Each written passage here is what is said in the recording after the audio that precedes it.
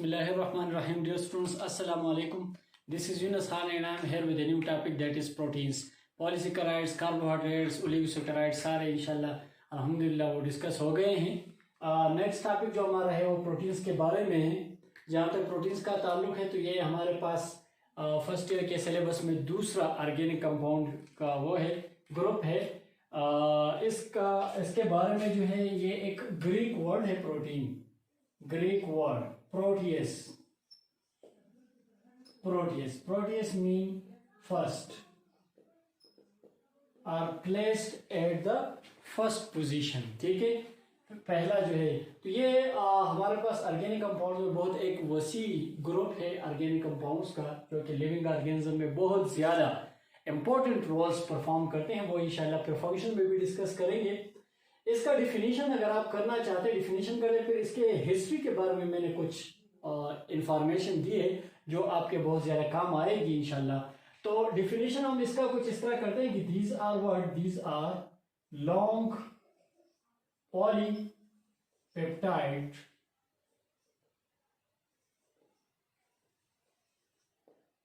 polypeptide chains made of amino acids।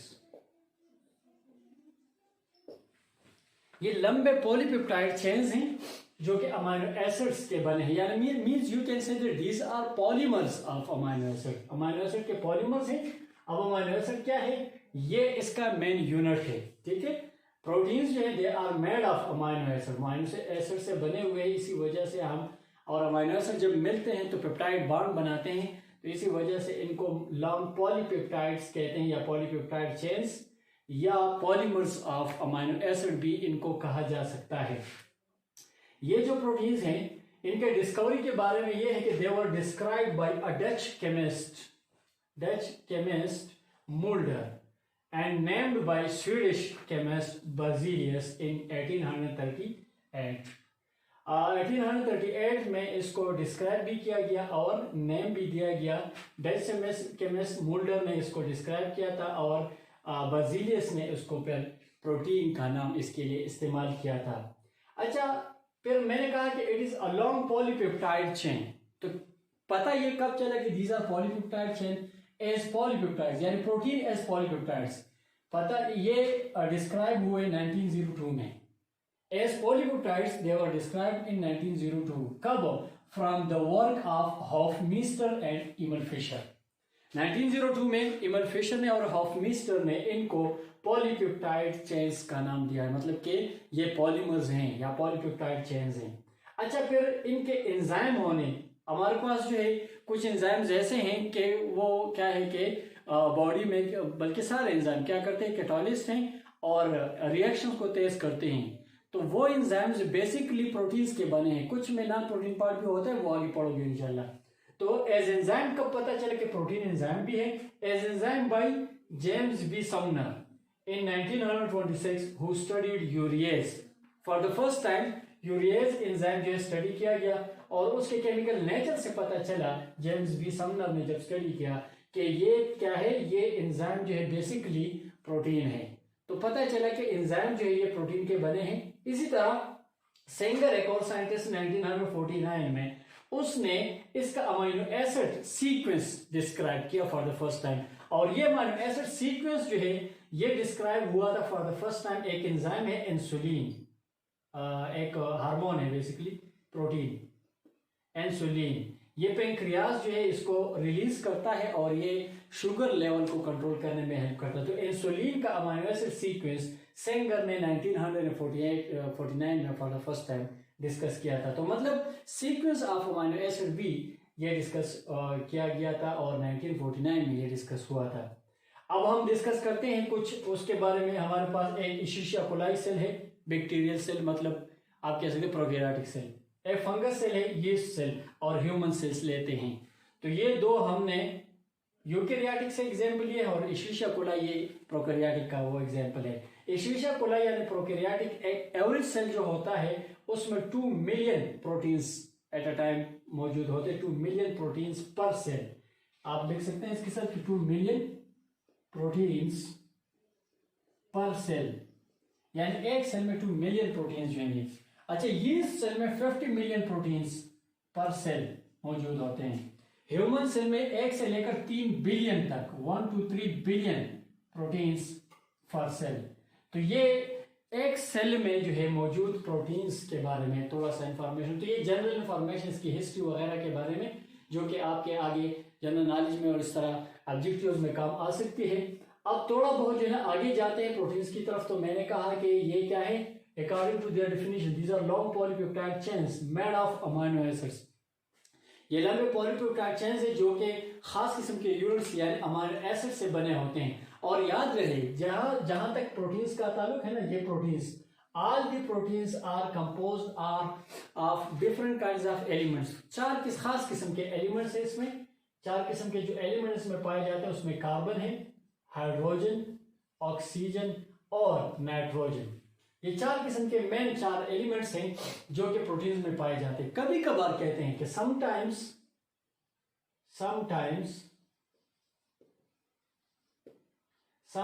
sulfur is also found। कभी कभार इसमें sulphur, यानी ये आगे पढ़ोगे आप लोग जब इसमें जो है ना वो क्या है कि फोल्डिंग होती है तो उसमें डाइसल्फाइड बॉन्ड या ब्रिजेस बनते हैं। डाइसल्फाइड ब्रिजेस में सल्फर इस्तेमाल होता है। तो मतलब ये है कि कार्बन, हाइड्रोजन, ऑक्सीजन, नाइट्रोजन के अलावा सल्फर भी कभी कभार मौजूद होता है। इसके अलावा फास्फोरस, इसके अलावा मैग्नीशियम, आयरन, ये भी बहुत कम मिकदार में, बहुत स्मॉल ट्रेस अमाउंट्स में मौजूद होते हैं। लेकिन मेन जो कंपोजिशन है वो इन 4 एलिमेंट्स और साथ साथ कभी कभार सल्फर भी मौजूद होता है। अब ये 4 एलिमेंट्स इकट्ठे होते हैं तो सबसे पहले ये बनाते हैं amino acids. They form amino acids, और अमीनो एसिड्स मिलेंगे तो पॉलीपेप्टाइड चेन्स बनेंगे जो कि प्रोटीन बन जाते हैं। तो इस तरह से इसकी कंपोजिशन होती है। ये मिलके अमीनो एसिड से पॉलीपेप्टाइड चेन और फिर प्रोटीन बनते हैं। एक अमीनो एसिड लेते हैं कि उसका स्ट्रक्चर, पूरा जनरल स्ट्रक्चर कैसा है। So this is an amino acid. ये आपके पास एक अमीनो एसिड है। अब ये अमीनो एसिड लेते हैं, इसमें कौन कौन से पार्ट्स मौजूद हैं, फिर इनके जो है ना आगे रिएक्शंस की बात करेंगे। याद रहे, ये जो अमीनो एसिड है इसमें जो है आपके पास सेंटर में एक कार्बन होता है जिसे कहते हैं अल्फा कार्बन।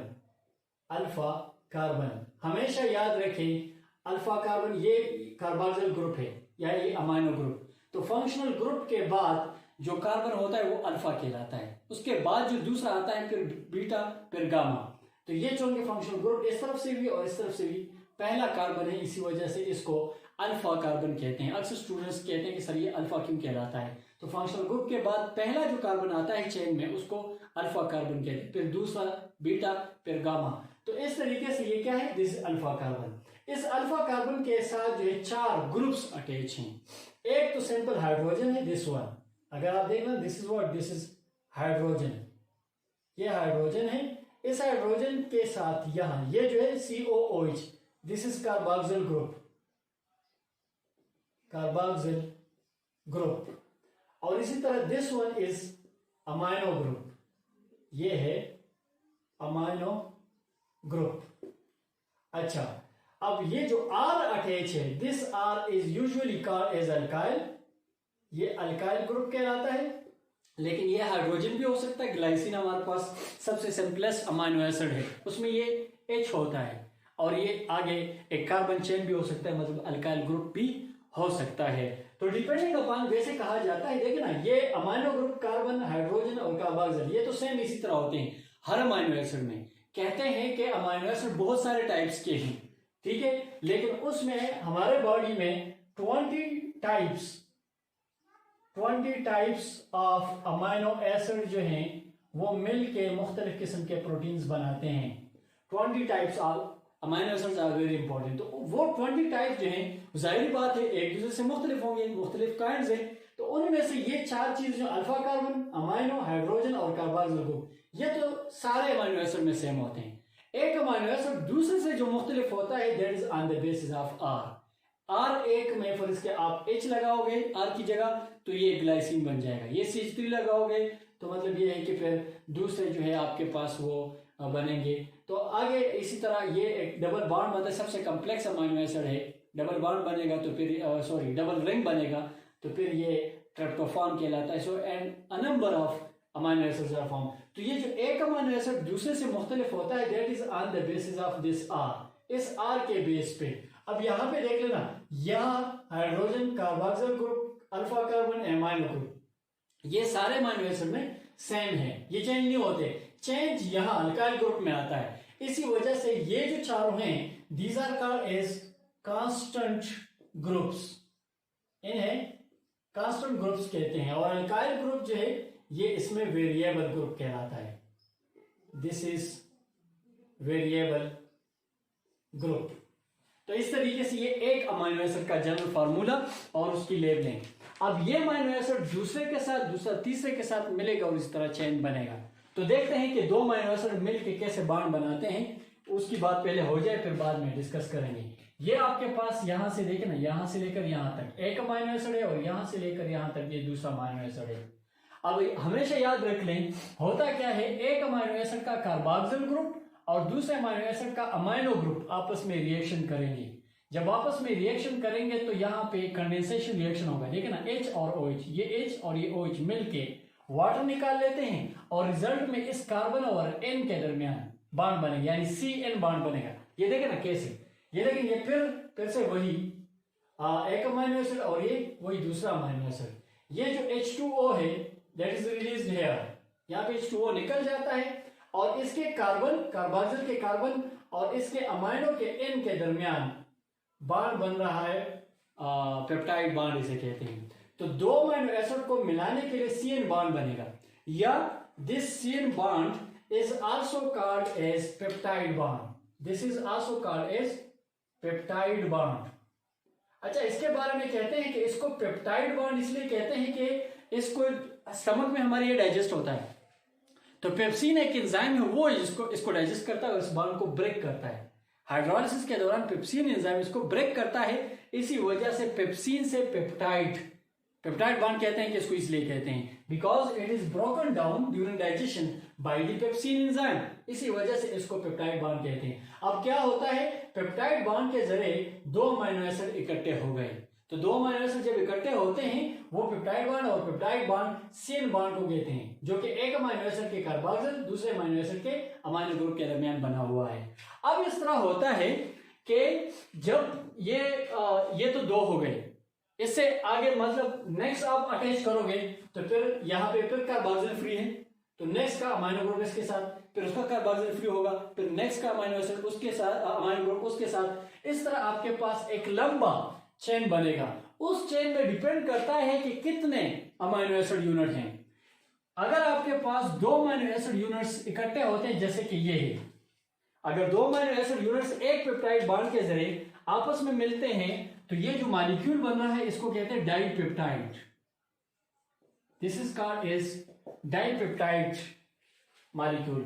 जब कभी कभार इस तरह होता है कि तीन इकट्ठे होते हैं, तो दो पेप्टाइड बॉन्ड दरमियान में होते हैं। अब यूनिट्स तीन हैं, तीन के लिए ट्राई, डाई मीन्स टू, इस तरह try means three amino acids हैं, तो अगर थ्री हैं तो फिर ट्राइपेप्टाइड कहा जाता है इसको, then it is called as tripeptide. फिर अगर चार हो जाते हैं तो tetrapeptide, pentapeptide and so on. फिर हम बात करते हैं कि जब इस जैसे बहुत सारे इकट्ठे होंगे और एक लंबा चेन बनेगा, तो इसको फिर नाम दिया जाता है पॉलीपेप्टाइड। पॉली मीन्स मेनी, ये पॉलीपेप्टाइड चेन या पॉलीपेप्टाइड मॉलिक्यूल कहलाता है, और ये पॉलीपेप्टाइड फिर क्या कहलाता है, protein, that is called as protein. ये फिर थोड़ा सा मॉडिफिकेशन इसमें होता है, आगे पढ़ेंगे इसमें, और क्या है कि वो फिर प्रोटीन बन जाता है। तो ये इसी तरीके से पॉलीपेप्टाइड बनता है। अब सुन ले, लिसन, बहुत सिंपल सी बात है। यहाँ पे अगर आप देख लें तो ये समझ ले कि ये एक तरफ वाला अमाइनो एसिड है, ये दूसरी तरफ वाला अमाइनो एसिड है। तो इस लंबे पॉलीपेप्टाइड चेन में एक तरफ का अमाइनो एसिड जो है ना, उसका NH2 ग्रुप फ्री होगा, और दूसरे तरफ का अमाइनो एसिड जो है बिल्कुल आखिरी दूसरे एंड का, उसका कार्बोक्सिल ग्रुप फ्री होगा। यानी मैं ये फर्ज किया, अगर फिर से ड्रा करूं ना, ये आपके पास क्या है, एक लंबा पॉलीपेप्टाइड चेन है, एक लंबा पॉलीपेप्टाइड चेन है। तो जाहिर बात है इसके बाद बॉन्ड नहीं है, तो इसका आखिर में क्या होगा, कार्बोक्सिल ग्रुप फ्री होगा, और इसका अमाइनो ग्रुप जो है NH2 ये फ्री होगा। इसके अमाइनो ग्रुप ने आगे बार नहीं बनाया, इसके कार्बोक्सिल ने, इसी वजह से इसको एक खास नाम दिया जाता है। ये जो अमाइनो ग्रुप है इसको एन टर्मिनस या अमाइनो टर्मिनस बी कहते हैं इस एंड को, और ये दूसरा एंड जहां पे कार्बोक्सिल फ्री है इस एंड को हम सी टर्मिनस या इसे कार्बोक्सिल टर्मिनस बी कहा जाता है, कार्बोक्सिल टर्मिनस। तो ये जो पॉलीपेप्टाइड चेन आपके पास बन रहा है उसका एक एंड सी या कार्बोक्सिल टर्मिनस कहलाता है और दूसरा एंड उसका एन टर्मिनस या अमाइनो टर्मिनस जो है वो कहलाता है। तो इस तरीके से आपके पास लंबा चेन जो है वो बन जाता है और वो फिर थोड़ा मॉडिफाई होके जो है होके प्रोटीन बना देता है। आगे इस प्रोटीन के स्ट्रक्चर्स है, कन्फर्मेशंस है, शेप्स, क्लासिफिकेशन और स्टेप फंक्शन इंशाल्लाह आगे एक एक करके डिस्कस करेंगे। नेक्स्ट वीडियोस में एक आध वीडियो में इंशाल्लाह प्रोटीन्स खत्म हो जाएंगे। आज के लिए ये काफ़ी है। अगर कोई क्वेश्चन हो तो आप लोग पूछ सकते हैं कमेंट सेक्शन में। नेक्स्ट वीडियो तक इजाज़त दीजिएगा। अल्लाह हाफिज़।